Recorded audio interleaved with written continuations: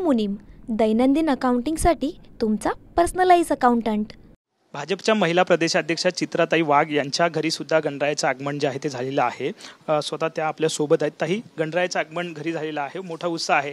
तुमचा एक रील सुद्धा बघितला होता, स्वतः तुम्ही लाडू बनवत होतात, कसा उत्साह आहे घरामध्ये? नाही, खूप छान। आणि खरं सांगू का, वर्षभर आम्ही या उत्सवाची वाट बघत असतो, आम्ही बाप्पाची वाट बघत असतो की यावर्षी बाप्पाला आपण कसं सजवायचं, कसा मखर बनवायचा, नैवेद्याला काय काय बनवायचं। आणि गेले 10-12 दिवस जरी आपण म्हटले ना, तर आम्ही त्या सगळ्या तयारीत होतो। बघा, आम्ही आज सकाळी म्हणजे सकाळी 6 वाजेपर्यंत बाप्पाची आरास चालू होती, तरी पण मला आज असं वाटते की हे इथं काहीतरी कमी आहे, बाप्पाला आणखीन आपल्याला इथं काही करता येईल का।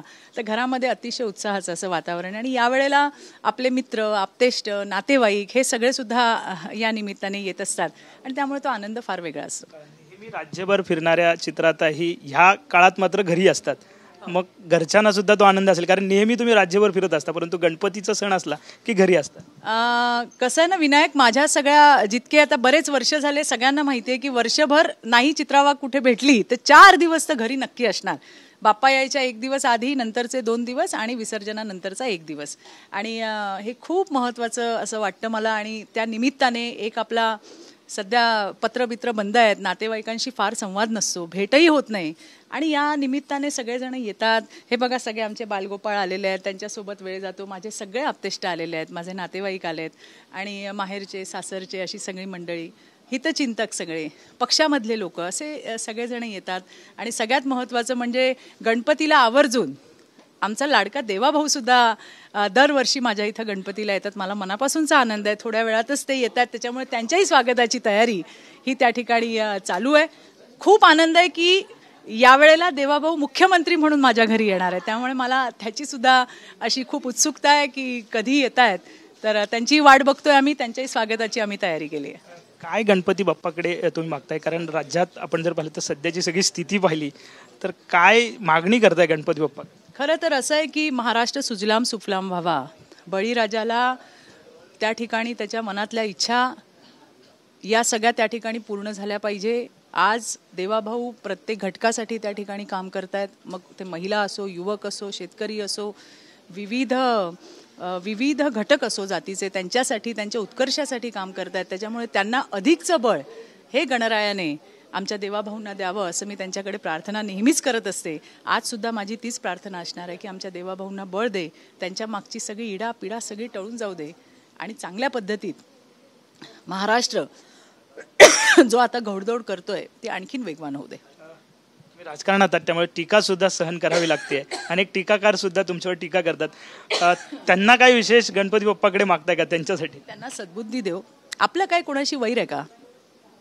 आम्ही सर्वसाधारण राज्यातल्या महिला आहोत, आमच्या मागे कुठलाही राजकारणाचा इतिहास भूगोल नाही, आणि त्यामुळे समाजकाम करत असताना, राजकारणामध्ये काम करत असताना जे काही चुकीचं होत असेल तर त्या ठिकाणी भूमिका मांडणं हे माझ्यासारख्या कार्यकर्तीचं काम आहे। ती कोणाला आवडत असेल, कोणाला नसेल, हा ज्याचा त्याचा प्रश्न आहे, पण त्यामध्ये काही वैयक्तिक नाही, माझं कोणाशी काय घेणं देणं आहे, आणि त्यामुळे आपलं काम करत जावं एवढं एक माहिती आहे। राजकारणात काही आज नाही आहे, 27 वर्ष झाली आहेत मी राजकारणामध्ये आणि समाजकारणामध्ये काम करते, आणि त्यामुळे या सगळ्या गोष्टींची मला पूर्णपणे कल्पना आहे। जरांगे पाटील मुंबईत येत आहेत, 2 दिवसापूर्वी त्यांनी तुम्हाला थेट आव्हान जे आहे ते दिलेलं आहे। बघा, असं आहे, जरांगे पाटलांचं आणि माझं काय आहे, काही संबंध आहे का? विषय होता डीजेचा, ती कोणी बंदी आणली, आणि त्यावरनं तुम्ही मुख्यमंत्र्यांना बोललात तर बोललात, तुम्ही त्यांच्या आईला त्याच्यामध्ये घेतलं। आणि मला असं वाटतं की शिवछत्रपतींचा जो मावळा आहे तो असं कधीच कुठल्याही आई बहिणीला या असल्या कुठल्याही राजकीय वादामध्ये घेणार नाही। पुढे जाऊन मी हेही तुम्हाला सांगेन, आणि म्हणून मी त्यांना बोलले, नाही तर माझं आणि जरांगे पाटलांचं काय आहे?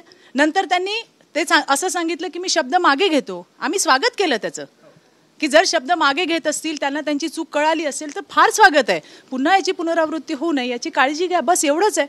आपण त्यासाठी माझ्यावरती ज्या पद्धतीने टोळधाड जी पडली, घाणेरडे फोन, अश्लील फोन, मला शहाणपणा शिकवणारे फोन, तुला बघून घेऊ म्हणणारे फोन, धमकीचे फोन, हे काही बरोबर नाही।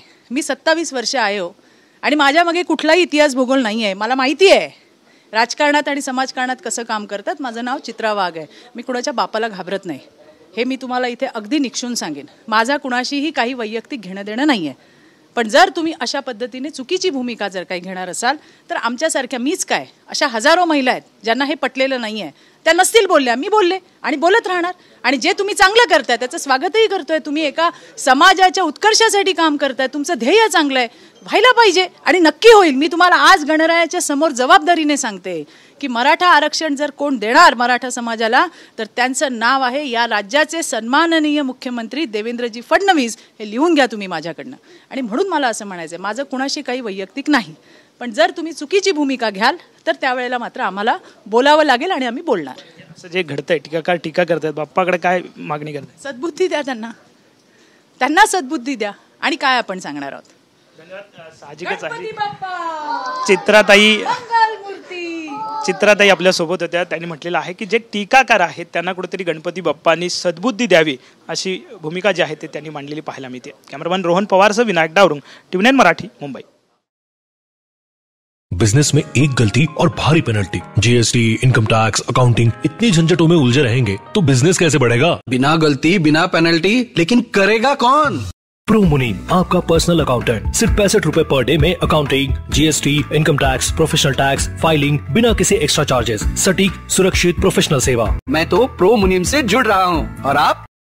अभी कॉल करें 1800-266-1294 या विजिट करें promunim.com.